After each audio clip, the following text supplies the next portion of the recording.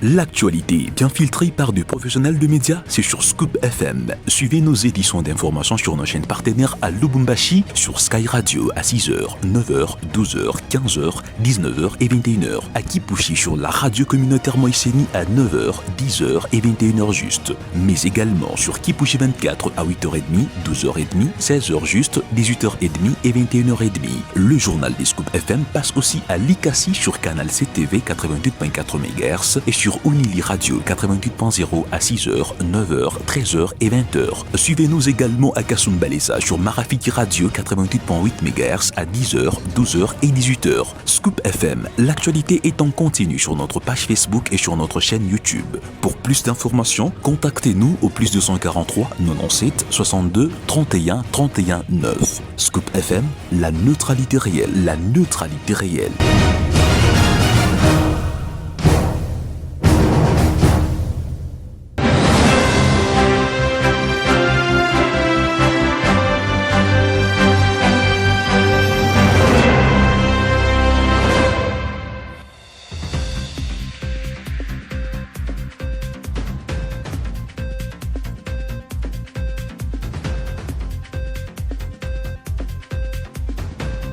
Chaque 4 janvier, la République démocratique du Congo commémore la journée des martyrs de l'indépendance, des faits marquants qui ont eu lieu à la veille de l'indépendance, soit le 4 janvier 1959, ayant marqué une révolution contre le pouvoir colonial. Lecture à suivre dans ce journal de Chiwadi Mukwalukusa, analyste politique au micro de Gracia Akilimali. L'artiste musicien et pasteur Lifoko du ciel n'est pas mort.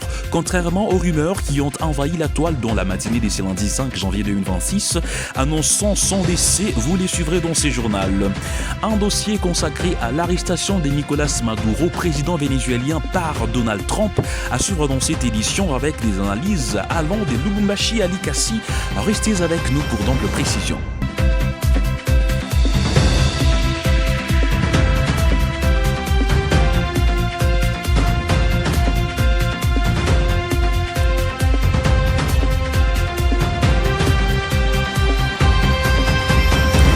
Bonjour mesdames et messieurs, célébration ce 4 janvier de la journée des martyrs de l'indépendance en République démocratique du Congo, un soulèvement qui a eu lieu le 4 janvier 1959 contre le pouvoir colonial belge transformé en émeute. À cet effet, votre rédaction a approché l'analyste politique Chiwadi Mukwalukusa qui pense que la journée des martyrs de l'indépendance est très importante et le respect des martyrs doit être considéré comme un culte en RDC, bien sûr qui doit la reconnaissance à ses leaders. On l'écoute dans ses propos recueillis par Gracia Akilimali.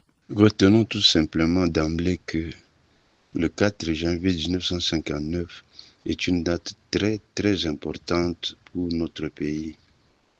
C'est ce jour-là qui a perturbé l'ordre colonial et occasionné un grand tournant décisif.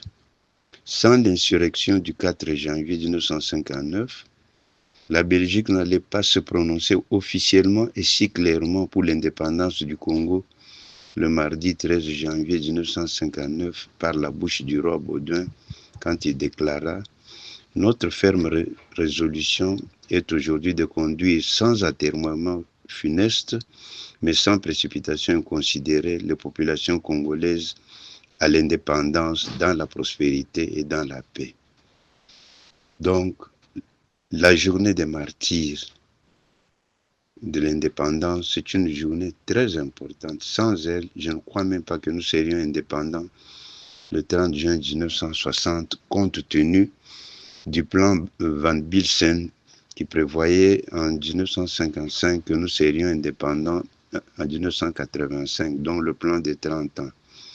C'est pourquoi il faut que le respect de nos martyrs de l'indépendance soit un culte et qu'ils soient considérés comme, que ces martyrs de l'indépendance soient considérés comme nos génies tutélaires qui ont droit à toute notre grande reconnaissance. Ce sont des gens qui sont morts pour une cause hautement sublime. Honneur et gloire à leur mémoire. Au contraire, déshonneur et honte à nous, héritiers bénéficiaires indignes, incapables de leur ériger même un seul mémorial pendant 67 ans. Donc, sans les martyrs de l'indépendance, nous ne serions pas ce que nous sommes, nous ne serions pas indépendants avant 1985. Face à ce qu'elle qualifie des manœuvres de division interne, la société civile du Congo, Sosiko en sigle, tire la sonnette d'alarme. Dans un communiqué ferme, elle dénonce une initiative jugée non consensuelle autour d'une prétendue concertation pour la paix, qu'elle considère comme une tentative de fragmentation de la société civile. Nikez Umba. La société civile du Congo, Sosiko en sigle, tire la sonnette d'alarme face à une initiative appelant à une prétendue concertation générale pour la paix en République démocratique du Congo.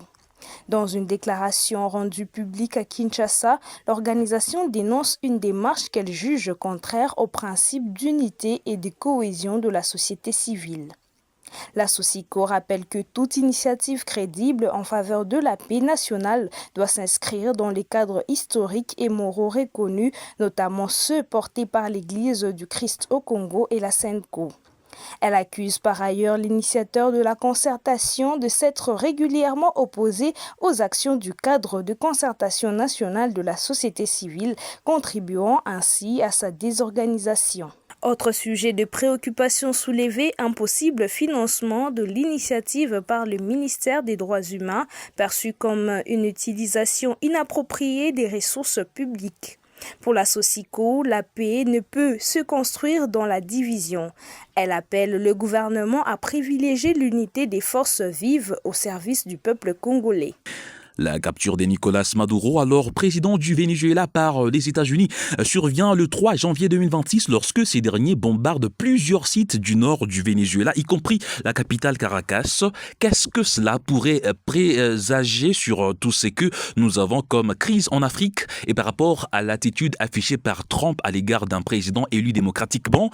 Hosni Moubarak, internationaliste, tente de répondre quant à ce. Il est au micro de Gracia Akilimali. Par rapport à ce qui se passe au Venezuela, d'emblée, il faut comprendre que ce n'est pas la première fois que les États-Unis d'Amérique mènent des opérations de grande envergure pour capturer les différents chefs d'État qui ne se conforment pas à leurs agendas, surtout pour leurs intérêts stratégiques. Mais vous devez comprendre que c'est une politique de grande puissance pour se rassurer de son environnement direct, faire comprendre aux Chinois qui sont présents au Venezuela. Je rappelle que avant qu'on arrête Maduro, il a reçu la délégation chinoise venue pour le pétrole. Le Venezuela comme un pays membre de l'OPEP, pays exportateur du pétrole. C'est un grand pays où il y a, si ce n'est pas la première réserve au monde, c'est deuxième. Donc les Américains ne doivent pas laisser ce pays entre les mains des Chinois pour exploiter le pétrole et aussi le problème de la drogue qui est aussi vital pour la société américaine. Et les Américains ont eu à renverser plusieurs dirigeants de l'Amérique latine, même du Moyen-Orient notamment. Vous avez Emilio Aguinaldo, le président des Philippines, en 1901. Il y a eu aussi Manuel Noriega du Panama, 1990. Pour dire que le Panama aussi c'est un port stratégique pour les États-Unis d'Amérique, mais un port qui est acheté par les Chinois ou qui est sous contrôle de la Chine. Pour Trump, c'est une humiliation. Laisser ce port entre les mains des Chinois, c'est créer une menace autour de la zone d'influence américaine. Réagissant sur ces mêmes sujets de l'arrestation de Nicolas Maduro depuis l'ICACI, l'analyste politique Herman Chimbi n'est pas resté indifférent. Selon lui, cette arrestation constitue une violation grave du droit international. Je vous invite à les suivre dans ses propos devant le micro des Gracia, devant les micros des Jean Bondo. L'arrestation du président du Venezuela est une nouvelle qui m'a profondément choqué. Parce que l'arrestation d'un président en fonction par une puissance étrangère constitue une violation grave du droit international. L'usage de la force armée sans mandat de l'ONU porte atteinte à la souveraineté des États et bafoue par surcroît le principe d'immunité des chefs d'État. Cette action transforme donc la justice en instrument politique et installe une logique où la loi du plus fort remplace les droits. Le signal envoyé est donc dangereux. Si les puissances peuvent arrêter des dirigeants par la force, aucun État n'est donc en sécurité. Et cette pratique renforce une mentalité de domination et de dépendance, alors que la stabilité mondiale devrait reposer sur le respect mutuel, les dialogues et l'autonomie de chaque État. Et puis tel qu'annoncé dans le sommaire, contrairement aux rumeurs qui ont envahi la toile dans la matinée de ce lundi 5 janvier 2026, annonçant le décès du pasteur Lifoko du Ciel, les concernés dénoncent une attitude peu courtoise et prend à témoin le monde entier contre cette campagne. L'artiste et musicien et pasteur Lifoko du Ciel est dans cet extrait choisi par Christian Muchampa. Très chers frères et sœurs, est-ce que c'est un mort qui vous parle? Est-ce qu'il est sorti de la tombe pour vous parler? Parce que des frères ont perdu la paix et la tranquillité. Parce qu'on leur a dit que le pasteur Lifoko est décédé, il est mort. Ici, je vous prends simplement à témoin. Je vous prends témoin, est-ce qu'un frère peut être haï jusqu'à ce point où on le tue tous les jours? Avant de mettre le poison, on publie. Un serviteur de Dieu dans le message va mourir bientôt. Et quand cela n'arrive pas, c'est le message qu'on envoie comme ça. Il est mort. Nous sommes aujourd'hui le 5 janvier 2026. Et nous sommes, je crois, 8h17 en ce jour. Donc, il y a des frères qui m'appellent de tous côtés. Je crois que si on mourait, c'est notre chemin, nous tous. La mort est inévitable. Mais quand nous ne sommes pas encore morts, pourquoi vous voulez précipiter notre départ pour avoir quoi? Mais vous comprenez que c'est toujours ce genre de cabale, ce genre de personnes qui sont loin des démons et des mauvais esprits. Mesdames et messieurs, à présent, place à la revue de presse. Cacophonie à la tête de la province du Olomami. C'est avec ces titres de Radio Okapi que nous ouvrons cette revue de presse. Bonjour à toutes et à tous et bienvenue. L'Assemblée provinciale du Olomami tient pour démissionnaire le gouvernement provincial depuis les rejets du projet des dits budgétaires exercice 2026. Une position que rejette l'exécutif provincial. Du coup, c'est l'impasse à Kamina. Les deux institutions ne s'accordent pas depuis que les députés provinciaux ont rejeté les projets des dits budgétaires exercice 2026 à la suite de plusieurs irrégularités. C'est au cours de la plénière du 11 décembre dernier à Kamina. Pour l'organe délibérant, le gouvernement provincial est réputé démissionnaire conformément à la loi. En réaction, le gouverneur du Olomami dit ne pas considérer cette décision de l'Assemblée provinciale. Dans son arrêté signé le 23 décembre dernier, le gouverneur du Olomami considère que l'Assemblée provinciale a rejeté le projet des dits budgétaires exercice 2026 sans motif valable. L'arrêté souligne aussi que l'Assemblée provinciale a violé le moratoire du président de la République, suspendant les pétitions et motions. Le gouverneur et le vice-gouverneur du Olomami se trouvent tous à Kinshasa sur invitation du vice-premier ministre et ministre de l'Intérieur, a-t-on appris sur ces médias en ligne.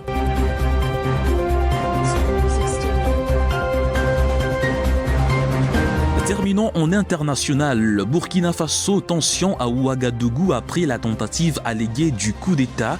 Titre RFI.fr. Que s'est-il passé dans la nuit du samedi 3 au dimanche 4 janvier 2026 au Burkina Faso? Les partisans du régime militaire en sont convaincus. Une tentative de coup d'État aurait été déjouée. À ce stade, toutefois, aucun communiqué officiel n'est venu confirmer ces informations. Depuis dimanche, des audios présentés comme des preuves d'un complot contre le capitaine Ibrahim Traoré circulent sur les réseaux sociaux. Plusieurs militaires ont été interpellés. Poursuit ces tabloïds. Mesdames et messieurs, ainsi nous mettons un terme à cette revue de presse sur votre radio. Merci de nous avoir suivis. Prochain rendez-vous demain. D'ici là, portez-vous très bien. À très vite. Ainsi prend fin cette édition du journal sur votre radio. Merci de nous avoir suivis. Présenté par Gloire Diboué sous la coordination des Christian Muchampa. Retrouvons-nous très prochainement pour une autre session d'information. D'ici là, portez-vous très bien. Excellent début d'année 2026 à tous. L'actualité bien filtrée par des professionnels de médias, c'est sur Scoop FM. Suivez nos éditions d'information sur nos chaînes partenaires à Lubumbashi, sur Sky Radio à 6h, 9h, 12h, 15h, 19h et 21h. À Kipushi sur la radio communautaire Moïseni à 9h, 10h et 21h juste. Mais également sur Kipushi 24 à 8h30, 12h30, 16h juste, 18h30 et 21h30. Le journal des Scoop FM passe aussi à Likasi sur Canal CTV 88.4 MHz et sur Unili Radio 88.0 à 6h, 9h, 13h et 20h. Suivez-nous également à Kasumbalesa sur Marafiki Radio 88.8 MHz à 10h, 12h et 18h. Scoop FM, l'actualité est en continu sur notre page Facebook et sur notre chaîne YouTube. Pour plus d'informations, contactez-nous au +243 97 62 31 31 9. Scoop FM, la neutralité réelle, la neutralité réelle.